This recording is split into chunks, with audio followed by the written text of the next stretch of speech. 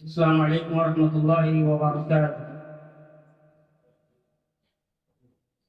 الحمد للہ رب العالمین والصلاة والسلام علی سید الانبیاء والمرسلین وعلی آلہ واصحابہ اجمعین، اما بعد۔ قال اللہ تبارک وتعالی فی القرآن المجید والفرقان الحمید: اقرأ باسم ربک الذی خلق خلق الإنسان من علق اقرأ وربك الأكرم الذي علم بالقلم علم الإنسان ما لم يعلم۔ وقال النبي صلى الله عليه وسلم: كلكم راع وكلكم مسؤول عن رعيته إلى آخر الحديث۔ بزرگان محترم، دینی ملی اسلامی بھائیوں، پردہ نشین خواتین اسلامیہ، عزیز طلبہ اور طالبات، قرآن و حدیث کی روشنی میں آپ کے سامنے علم کی فضیلت، اس کی اہمیت کیا ہے، اس کے تعلق سے حاضر ہوا ہوں۔ چونکہ ٹائم بہت مختصر ہے، اسی مناسبت سے مجھے بات بھی کرنی ہے، لہذا بلا کسی تنقید کے میں سیدھے اپنے ٹاپک کی طرف آتا ہوں۔ اپنی بات شروع کرنے کے لیے آپ کے سامنے قرآن کریم کی ایک سورہ کی 5 آیت کریمہ پڑھی اور حدیث رسول صلی اللہ علیہ وسلم کا ایک ٹکڑا آپ کے سامنے پیش کیا گیا۔ علم دین ہر مسلمان کے اوپر، چاہے وہ مرد ہو کہ عورت، سیکھنا فرض ہے۔ طلب العلم فریضۃ علی کل مسلم، اور اس کی بڑی اہمیت ہے۔ قرآن و حدیث میں اگر ہم آپ اس کو دیکھیں، ہم اور آپ اگر اس کا جائزہ لیں، تو قرآن و حدیث کا تعلیم سیکھنے والوں کے لیے اللہ تبارک و تعالیٰ نے بڑی بشارتیں سنائی، بڑی اس کے فوائد ہیں۔ اس علم کو سکھانے کے لیے پیرنٹس کے اوپر، والدین کے اوپر بڑی ذمہ داری ہوتی ہے کہ وہ بچوں کو چھوٹے ہی سے اس کا عادی بنائے، مدرسوں کی طرف بھیجے، ہمارے ہاں جو مکتب قائم ہیں ان میں اس کو بھیجے، اور جو کچھ انہیں سبق دیا جاتا ہے اس سبق کو جس طرح سے اسکول کا ہوم ورک کرتے ہیں اور پیرنٹس سے بیٹھ کر کے کراتے ہیں، والدین کو چاہیے کہ مدرسے کا بھی وہ ہوم ورک اس طرح سے کرائے۔ جو کچھ ہمارے مولانا وغیرہ سبق دیتے ہیں، معلمات جو پڑھاتی ہیں اور جو پڑھاتے ہیں، وہ جو سبق دیتے ہیں، جو لیسن دیتے ہیں، اس کو اچھے طریقے سے دیکھنا چاہیے اور یاد کرنی چاہیے۔ اس لیے کہ اللہ کے رسول صلی اللہ علیہ وسلم فرماتے ہیں کہ کلکم راع وکلکم مسئول عن رعیتہ، تم میں سے ہر شخص ذمہ دار ہے اور ہر شخص سے اس کی ذمہ داری کے بارے میں کل قیامت کے دن سوال کیا جائے گا۔ ہر شخص سے پوچھا جائے گا، جتنی بھی ذمہ داریاں ہیں، اولاد کے تئیں جتنی بھی ذمہ داریاں ہیں، ان تمام کے تمام ذمہ داریوں کے بارے میں اللہ تبارک و تعالیٰ کا قیامت کے دن پوچھے گا۔ اسی لیے اللہ تعالیٰ فرماتا ہے کہ یا ایھا الذین آمنوا قوا انفسکم واہلیکم نارا، اے ایمان والو تم اپنے آپ کو اور اپنے اہل و عیال کو جہنم کی آگ سے بچانا۔ جہنم کی آگ سے بچائیں گے کیسے؟ جب ہمارے پاس دین کا علم آئے گا تب۔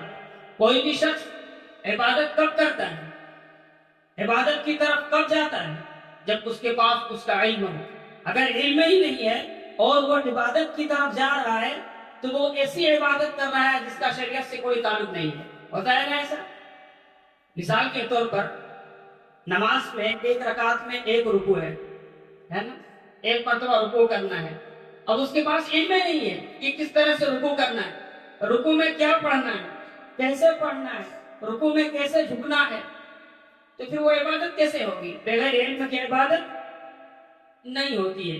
اسی لیے ہماری اور آپ کی یہ ذمہ داری بنتی ہے اور پیرنٹس کی یہ ذمہ داری بنتی ہے کہ وہ اپنے اولاد کو ان چیزوں کے اوپر دھیان، اپنی اولاد کی ان تمام اسباب کے اوپر دھیان رکھیں کہ ہماری اولاد نماز کے طریقے سیکھ رہے ہیں یا نہیں سیکھ رہے ہیں، سورت یاد کر رہے ہیں یا نہیں کر رہے ہیں۔ یہ ایک ذمہ داری بنتی ہے، اس کی بڑی فضیلت آئی ہوئی ہے۔ اللہ کے رسول صلی اللہ علیہ وسلم فرماتے ہیں من سلک طریقا یلتمس فیہ علما سہل اللہ لہ بہ طریقا الی الجنہ، کہ جو کوئی علم سیکھنے کے راستے میں نکلتا ہے، علم سیکھنے کے لیے نکلتا ہے، قرآن و حدیث کی تعلیم سیکھنے کے لیے گھر سے باہر جاتا ہے، تو اللہ تبارک و تعالی ایسے لوگوں کے لیے جنت کا راستہ آسان کر دیتا ہے۔ کتنی بڑی بات ہے، کتنی بڑی فضیلت ہے ہمارے اور آپ کے لیے۔ اسی طرح سے اور ایک حدیث کے اندر اللہ کے رسول صلی اللہ علیہ وسلم فرماتے ہیں اذا مات الانسان انقطع عمله الا من ثلاث، جب آدمی مر جاتا ہے، ماں باپ میں سے جب کوئی مر جاتا ہے تو پھر اس کے تمام اعمال دنیا سے منقطع ہو جاتے ہیں، سب کٹ جاتا ہے۔ مرنے کے بعد کوئی نیکی کا کام کر سکتا ہے؟ نہیں کر سکتا ہے نا۔ کوئی بھی دوسری ایکٹیویٹیز وہ کر سکتے ہیں؟ نہیں کر سکتے ہیں۔ لیکن تین چیزیں ایسی ہیں اللہ کے رسول فرماتے ہیں کہ اگر کوئی انسان یہ کام کر کے جاتا ہے تو اس کا ثواب پہنچنے کا جو ذریعہ ہے وہ جاری رہتا ہے۔ کیا ہے؟ پہلی چیز من صدقۃ جاریہ، صدقہ جاریہ کر دی، کہیں مدرسے وغیرہ کوئی بنوا دی، مسجد میں کچھ چیزیں لگوا دی، اور تمام کے تمام ان چیزوں میں سے سب سے بڑا صدقہ تو یہی ہے کہ اپنے اولاد کو وہ نیک بناتے جائے۔ سب سے بڑا صدقہ تو یہی ہے کہ وہ اپنی اولاد کو نیک بنا کے جائے۔ ابھی باتیں آئیں گی، او علم ينتفع به، یا کوئی ایسا علم سیکھے، کوئی ایسا علم سیکھے جس سے فائدہ اٹھایا جا سکے۔ آپ نے اپنے بچوں کو اسلامی تعلیم دی، اپنے بچوں کو دی، وہ اپنے بچوں کو دیں گے، وہ اپنے بچوں کو دیں گے، دیگر لوگوں کو سکھائیں گے، یہ صدقہ جاریہ ہے۔ سمجھ رہے ہیں؟ یہ صدقہ جاریہ ہے۔ ہر ایک کے بعد ایک، نسلاً بعد نسل، جیلن بعد جیلن، یہ چیز چلتی رہے گی، اور جہاں تک وہ تعلیم جائے گی آپ کو اس کا ثواب ملتا رہے گا۔ تیسری چیز اول دن صالح یدعو لہ، جب انسان مر جاتا ہے نا تو سب سے زیادہ ضرورت اس کو اپنی اولاد کی ہوتی ہے۔ پتہ ہے جنازے کی نماز، انسان کو چاہیے کہ وہ اپنے بیٹوں کو جنازے کی دعا کرے، تمام کی تمام چیزیں یاد ہوتی ہے۔ جنازے کے وقت جب کہ ایک باپ یا ایک ماں مر چکی ہے، اس دنیا سے جا چکی ہے، اب ایسے وقت میں سب سے زیادہ ضرورت اگر اس کو کسی چیز کی ہے تو اس کی اولاد کی ہے کہ اس کے اولاد اس کے لیے دعائیں مغفرت کرے۔ اور ایک بات میں آپ کو بتلاؤں، ایک اولاد اپنے ماں باپ کے لیے اپنے دل کے اندر جو تڑپ رکھتی ہے نا، دنیا کا کوئی انسان نہیں رکھ سکتا ہے۔ یہ بات نوٹ کر لیجیے، دنیا کا کوئی انسان وہ تڑپ نہیں رکھ سکتا ہے اپنے ماں باپ کے تعلق سے ایک اولاد جو تڑپ رکھتی ہے۔ اسی لیے ہمیں اور آپ کو ان چیزوں کے اوپر دھیان دینے کی ضرورت ہے، دعائیں یاد ضرور ہونی چاہیے۔ اسی طرح سے اللہ کے رسول صلی اللہ علیہ وسلم ایک حدیث کے اندر فرماتے ہیں وَإِنَّ الْمَلَائِكَةَ لَتَضَعُ أَجْنِحَتَهَا لِطَالِبِ الْعِلْمِ، جب کوئی طالب علم پڑھنے کے لیے جاتا ہے، دینی تعلیم حاصل کرنے کے لیے جاتا ہے، تو فرشتے ان کے لیے اپنا پر بچھا دیتے ہیں۔ کتنی فضیلت کی بات ہے۔ یہ نہ سوچیں کہ ہمارا بیٹا یا ہماری بیٹی علم حاصل کرنے کے لیے جا رہی ہے، دینی تعلیم سیکھنے کے لیے جا رہی ہے تو وہ اکیلا ہے، فرشتوں کی حفاظت میں وہ ہوتی ہے۔ اسی طرح سے اللہ کے رسول فرماتے ہیں وَإِنَّ الْعِلْمَ لَيَسْتَغْفِرُ لَهُ مَنْ فِي السَّمَاوَاتِ وَمَنْ فِي الْأَرْضِ، آسمان و زمین میں جو کچھ ہے سب ان کے لیے استغفار کی دعائیں کرتے ہیں، حَتَّى الْحِيتَانُ فِي الْمَاءِ، یہاں تک کہ مچھلیاں پانی میں ان کے لیے دعائیں کرتی ہیں۔ سوچئے کتنی فضیلت کی بات ہے میرے بھائیو اور دوستو۔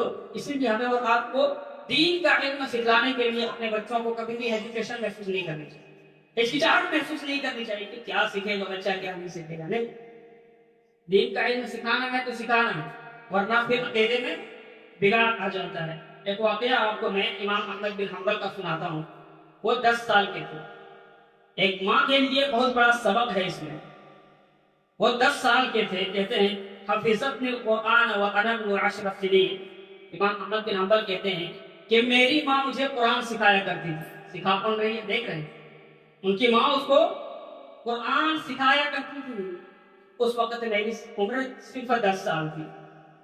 آگے فرماتے ہیں وَكَانَتْ تُوقِظُنِي قَبْلَ صَلَاةِ الْفَجْرِ، اور میری ماں مجھے نماز فجر سے پہلے جگا دیتی تھی۔ نماز پڑھنے کے لیے امام احمد بن حنبل کو ان کی ماں جگاتی تھی۔ وَتُحْمَانِي مَاءَ الْوُضُوءِ، اور پانی کو گرم کرتی تھی ان کے لیے تاکہ میرا بیٹا کیا کر سکے؟ وضو کر سکے۔ کیوں پانی گرم کرتی تھی؟ فی لیالی بغداد الباردہ، اس لیے کہ بغداد میں جو ٹھنڈ پڑتی ہے بڑی کڑاکے کی ٹھنڈ ہوتی ہے. فجر میں اٹھا رہی ہیں، بیٹے کو ٹھنڈ لگ نہ جائے، اس وجہ سے ایک ماں کی خدمت کو دیکھیے، قرآن پڑھا رہی ہے، فجر میں اٹھا رہی ہے، اور اسی طرح سے پانی ان کے لیے گرم کر رہی ہے وضو کرنے کے لیے. آگے فرماتے ہیں اور میرا ڈریس مجھے پہناتی، وتلبسونی ملابس، میرا ڈریس مجھے پہنا کے مجھے تیار کرتی تھی.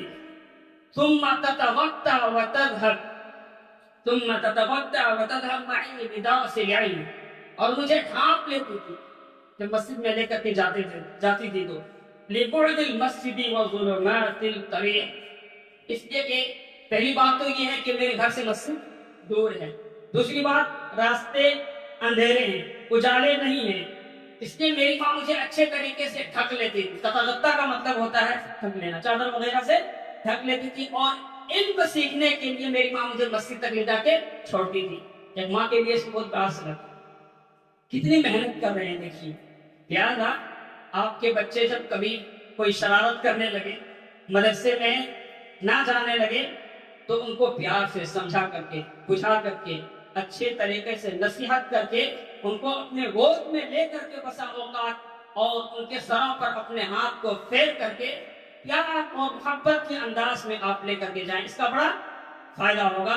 اسی طرح سے اللہ کے رسول صلی اللہ علیہ وسلم فرماتے ہیں کہ خیرکم من تعلم القرآن وعلمہ، تم میں سے سب سے بہتر وہ شخص ہے جو قرآن سیکھے اور دوسروں کو سکھائے. یہ حدیث آپ کے سامنے پڑھ کر کے میں یہ بات کہنا چاہتا ہوں کہ جب مائیں اپنے بچوں کو لے کر کے سوتی ہے نا، تو اس وقت وہ جو شارٹ اسٹوری دکھاتے ہیں نا اور شارٹ ویڈیو وہ نہ دکھائیں.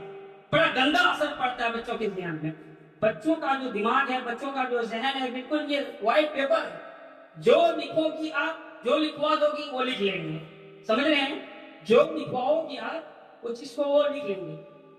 سوتے وقت آپ شارٹ اسٹوری ان کو نہ دکھائیں، شارٹ ویڈیو اور کیا کیا ناٹک کے طور پر جو دکھواتی ہیں، ہرگز موبائل میں یہ چیز نہ دکھائیں. اسی موبائل میں جس میں آپ یہ چیز دکھلا رہی ہو، قرت بھی اس میں آتی ہے نا، اس میں دعائیں بھی آتی ہے نا. اسی لیے جب مائیں اپنے بچوں کو لے کر کے بستر میں جائیں، آیت الکرسی پڑھوائیں ان سے، سونے کی دعائیں پڑھوائیں ان سے، اور جو اذکار ہیں ان کو پڑھائیں. سورہ فلق، سورہ ناس اور سورہ اخلاص، قل یا ایھا الکافرون، یہ سورتیں ان کو اگر آپ ڈیلی ریپیٹ کرواؤ گی سوتے وقت، یہ میری نصیحت ہے ماؤں، سوتے وقت اگر کوئی اپنے بچوں کو ان سورتوں کو اور ان اذکار کو، ان دعاؤں کو اگر ایک بچے کو آپ تعلیم دیتی ہو اور اس کو پڑھاتی ہو، تو وہ بچہ زندگی میں اس کو کبھی بھولے گا نہیں. یہ ماں کے گود کا درس ہے. ان چیزوں پر ہمیں اور آپ کو دھیان دینی چاہیے. اسی طرح سے دعائیں، علم حاصل کرنے کی دعائیں، جیسے ربی زدنی علما، اللہم ربی زدنی علما، اللہم انی اسألک علما نافعا ورزقا طیبا وعملا متقبلا. اسی طرح سے رب اشرح لی صدری ویسر لی امری واحلل عقدۃ من لسانی یفقهوا قولی. یہ دعائیں ماں کو چاہیے کہ اپنے بچوں کو ضرور یاد دلائیں.